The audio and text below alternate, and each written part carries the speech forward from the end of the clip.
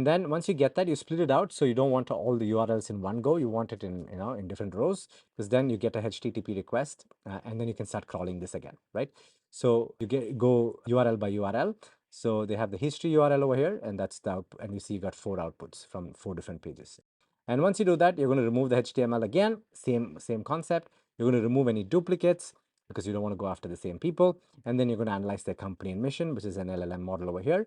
You're going to analyze their offerings and positioning. You're going to analyze process and differentiation. You're going to analyze proof of success. And all of them are separate LLM tokens and separate LLM nodes, because you don't want your AI to be, you don't want too much dynamic input to your AI. In my experience, you get much more higher chances of hallucination, and there's a higher chance of bad output, basically, because you want the output to be really controlled. You want it to do one job, and you want it to do it really well. Okay.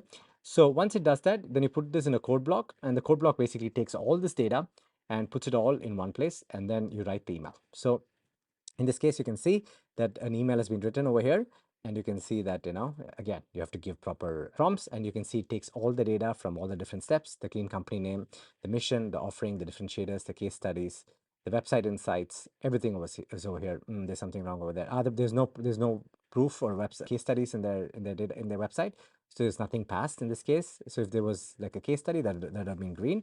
In this case, maybe they don't have a website with all their case studies, so they don't have that, right? And then here is the output. Okay, so this is an email, and this output then is then saved into Airtable in the column that is titled, you match it with your ID, and then you have a column that is titled clean company name and the website final, or the company website email copy, because this is scraping their website.